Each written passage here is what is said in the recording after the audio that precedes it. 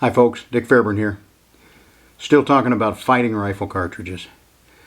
Started off with the 5.56, the most popular in the United States. Last one I did were the Soviet rounds. 7.62 by 39, 5.45 by 39. Today we're going to talk about pistol caliber carbines. From one extreme to the other, we're talking about the 9mm Luger, all the way up to the 44 Magnum revolver cartridge. When you put these things in longer barrels, interesting things happen. Stick around, we'll talk about it.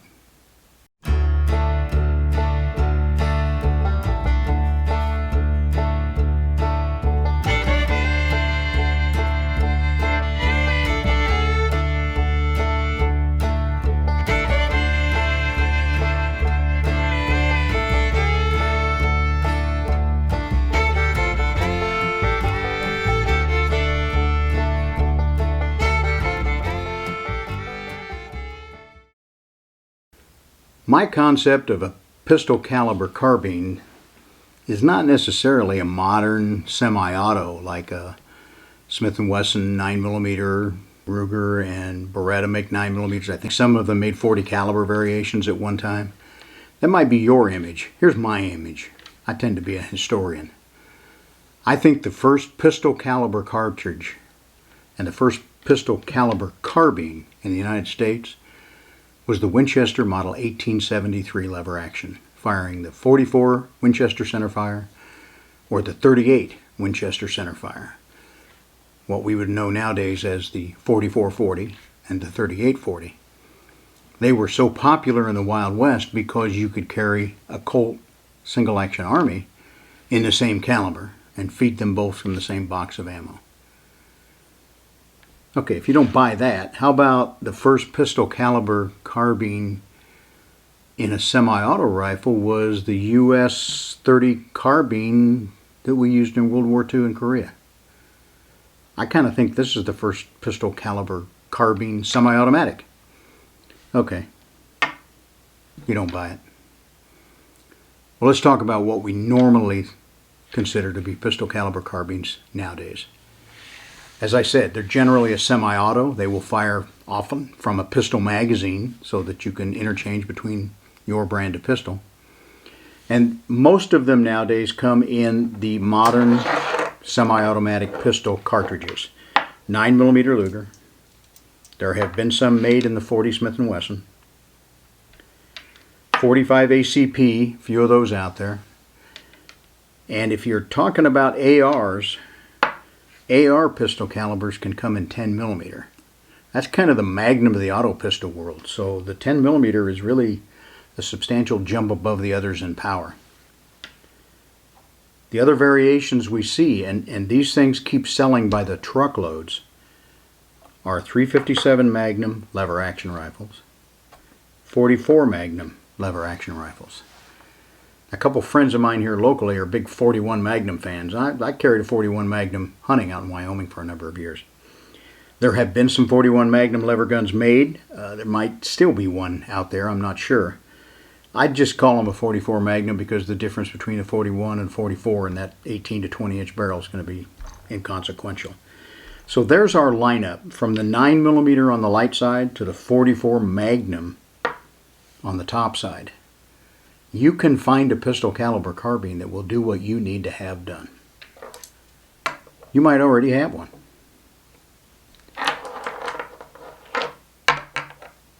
Now, there have been some variations along the way that I don't usually talk bad about stuff, but I'm going to have to talk bad about this. In 1985, Marlin brought out a rifle they called the Camp Carbine. It was chambered in 9mm or 45. It used pistol magazines to feed it, so you could match it up with a brand of handgun. They looked kind of like a 30 carbine, wood stock, short barrel. They were kind of fun to shoot. They were absolutely unsuited for a fighting rifle. I had a couple of police officers come through some of my early carbine classes with them, and they were very inaccurate. They were very unreliable. One officer he said, "I'm going to need to move my sights because It keeps, the group keeps shifting over to the right. Well, when we looked at it to tap the sight over a little bit to the left, we found out it wasn't the sight that it was moving, it was the barrel that was moving. And with a few turns, I just unscrewed the barrel out of the action and handed them both to him and said, go back to your boss and tell him you need an AR-15 or something like that, because this is just not suitable. Now, for those of you that might still have camp carbines and you love them, I'm sorry if I've insulted you. Don't trust them. Okay? There's a reason they didn't stay on the market very long. They were just not well made. Now the current crop, Smith & Wesson, Luger, Beretta, probably others I don't know about, they make excellent pistol caliber carbines and 9mm Luger. And as I said, I think some of them over the years you could pick up a 40 once in a while, and there have been some 45s. If you wanted to spend the money, you could get a 16-inch barreled Thompson from Auto Ordnance that would fire 45s. It's just a semi-auto version of the Thompson submachine gun with a longer barrel. The pistol caliber carbine is an expensive one, and it should be a great one. If you got the money, you can still go buy one. I don't think I will. That's not my idea of pistol caliber carbine. Because the Thompson, if you've ever handled them, are pretty heavy. That's a substantial chunk of machined steel in between your hands. AR manufacturers make some of the widest run of pistol caliber carbines that are on the market today. And when they're well made and you use quality magazines, they can be excellent pistol caliber carbines. Another 9mm carbine on the market, some people might think it's kind of the lower end and wouldn't necessarily stake their life on it. But I differ. The Kel-Tec sub 2000 in 9mm. And I believe some were made in 40. I'm not positive about that. But I've seen some of these things in use, and they do kind of look a little cheap, but they tend to work pretty damn well. I know one retired officer, his wife is still an active officer, and they travel around a lot and do a lot of training. And they have a little backpack they carry with them, not very big, with one strap, just, lightweight over your shoulder. And that holds a Kel-Tec sub 2000 folded up. It's got a red dot sight on there. They carry a couple of Glock 32 round magazines in there. So they're able to take that fight beyond pistols if something occurs during their day.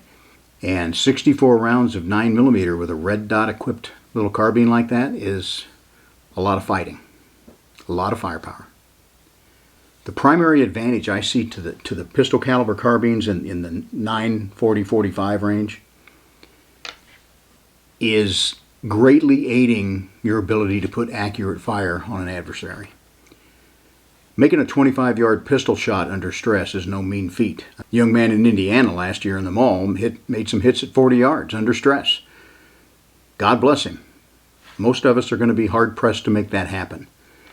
But you take that same cartridge you carry in your everyday carry pistol and you put that in a 16-inch barreled carbine, especially if you equip it with some optics with a red dot sight, 50 to 75-yard body shots are a snap, whereas 25-yard body shots might be pressing your luck with a handgun.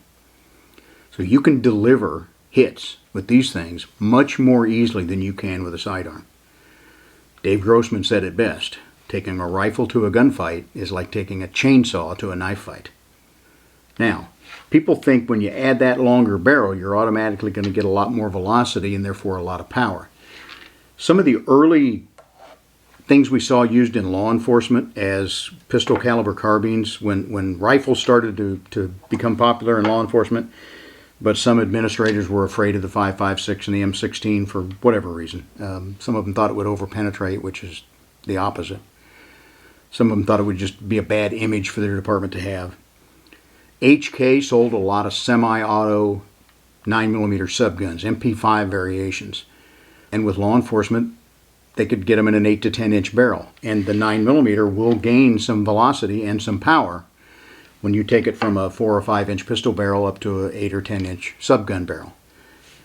But when you stretch that to 16 inches, you will find that some of these loads will not gain velocity. Some will even lose velocity. That means their powder is optimized for, say, 5 to 8 inches. And when that bullet's going 16 inches, the powder has burned itself out And now friction is starting to slow the bullet down. So if you think you're going to get more power out of a 16-inch carbine, test several loads over a chronograph and see. Some will, but some won't. The 10 millimeter semi-automatic cartridge is the Magnum of the auto pistol world. I have fired several 10 millimeters out of AR carbines, anywhere from 10 to 16 inches. They have all gained velocity even at the 16 inch. So the 10 millimeter, which is already a powerful round, is going to pick up velocity and pick up energy, and it's going to be a much more substantial hitter than the other pistol caliber, the auto pistol caliber carbines.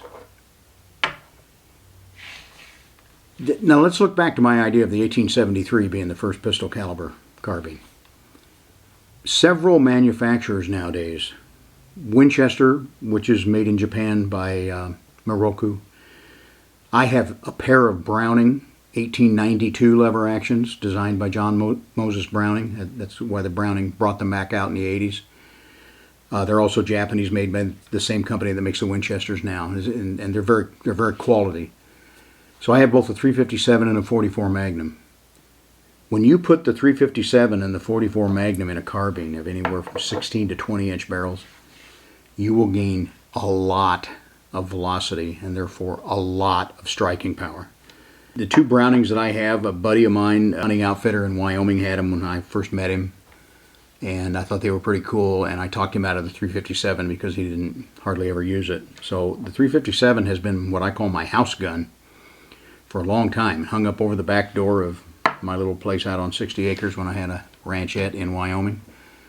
And it's, right propped behind the door of the bedroom now in town. I use a 125 grain load, and I will tell you, if you're going to get these 357 or 44 Magnum loads, when you add that much velocity, you're taking those pistol bullets way beyond the range they were designed to operate in. Several 125 grain bullets in that carbine will blow into fragments and only give 5 or 6 inches of penetration because they just come unglued. I use XTP. Hornady XTP bullets were one of the first high-tech hollow points. It is one of the toughest. That load will produce about 1,400 feet per second out of a 4-inch revolver.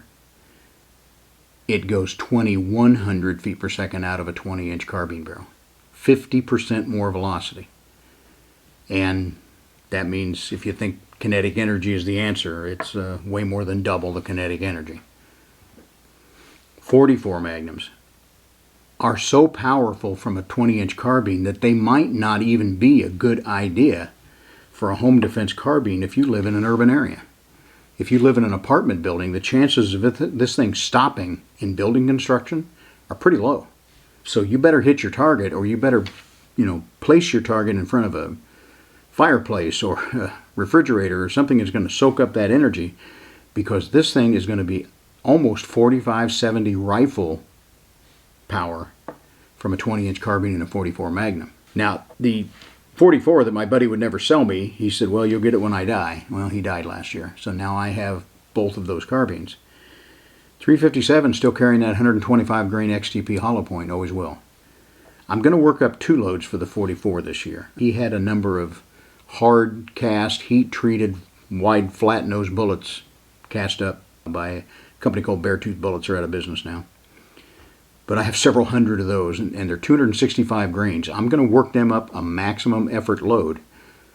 And when I go camping out west in the mountains, that's going to be my home defense gun out there, because I could be accosted out there by mountain lions, black bears, and grizzly bears.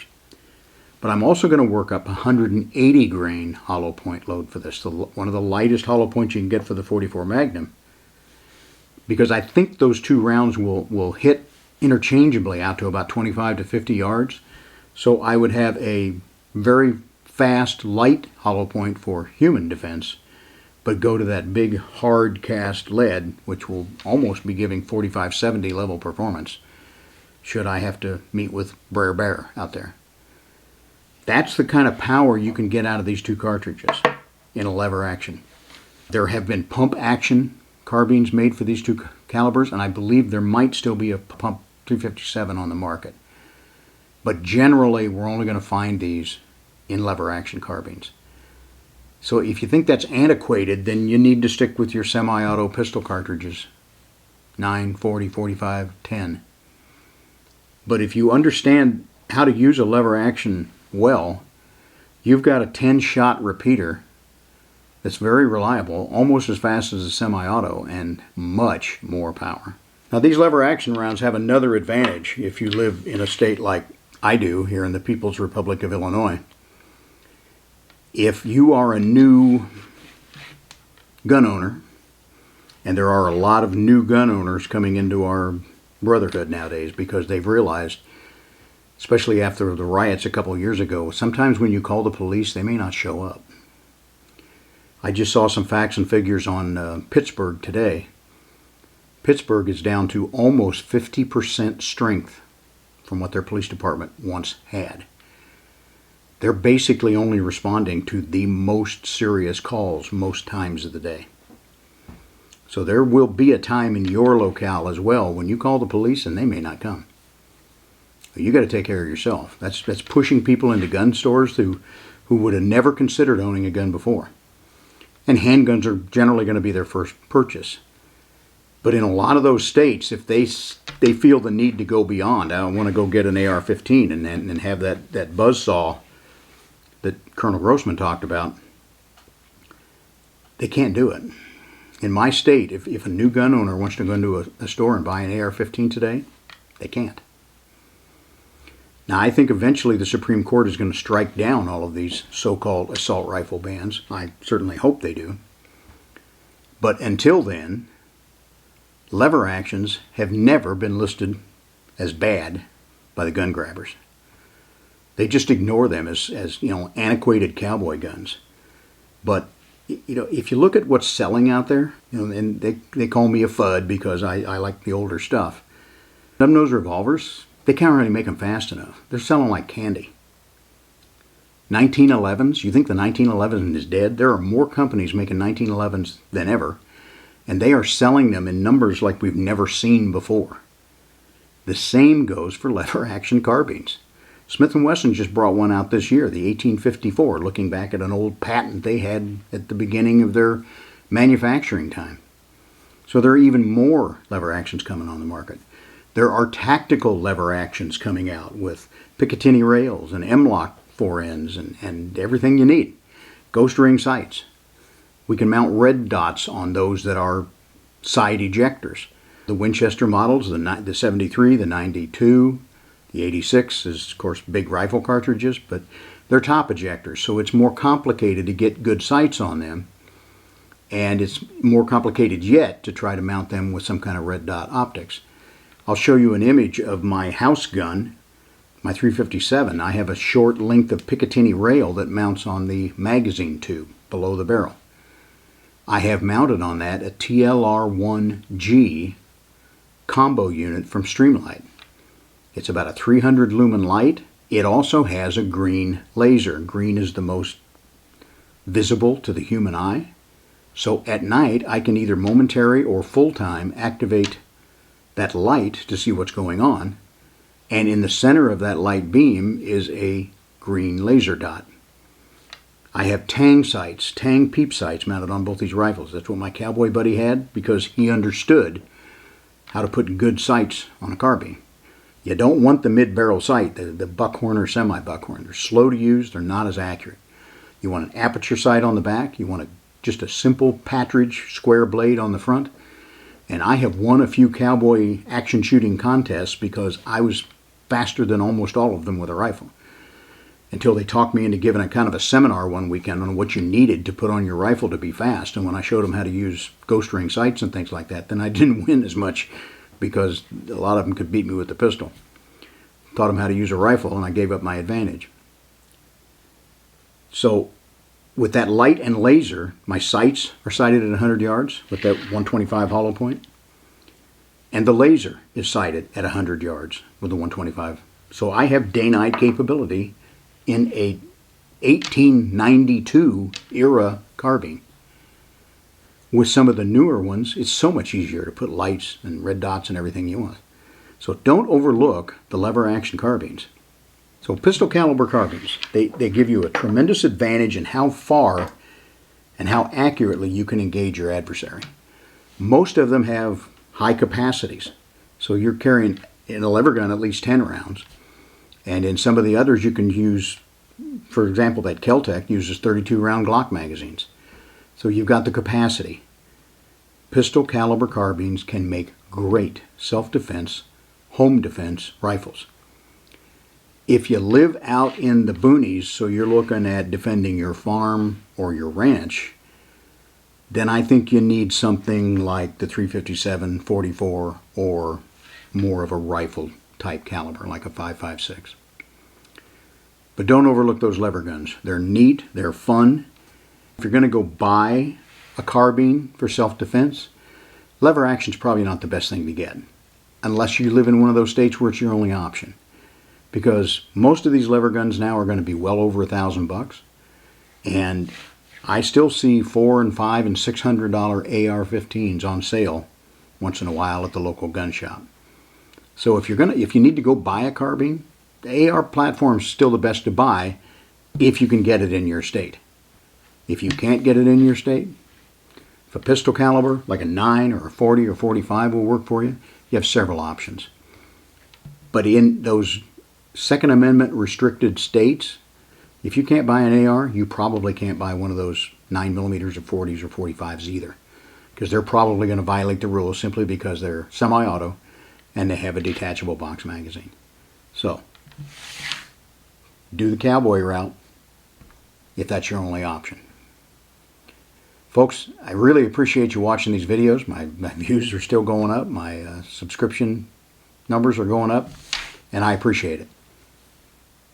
What I want to do is give you some good information, get you prepared for the coming days. Hopefully I'm giving you information to help you choose the caliber, help you choose the weapon platform that would be best for you for a fighting rifle. So if I've done that, then I've succeeded. What are we going to talk about next? Well, I'm going to expand on that lever action. If you need a lever action outside of town because you can't buy an AR, but maybe the 357 and 44 are not going to give you the kind of reach you need, there's a classic fighting rifle that even Jeff Cooper wrote a lot about, the 30-30 in a Winchester lever action rifle. That's what's up next. I thank you very much for watching. Be safe out there. Okay, we got them both here now. You ready? Bud got one. Ginger got one.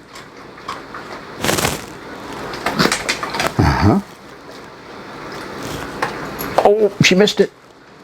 She usually gets them, doesn't she, Bud? Okay, girl, last one. You ready? You ready?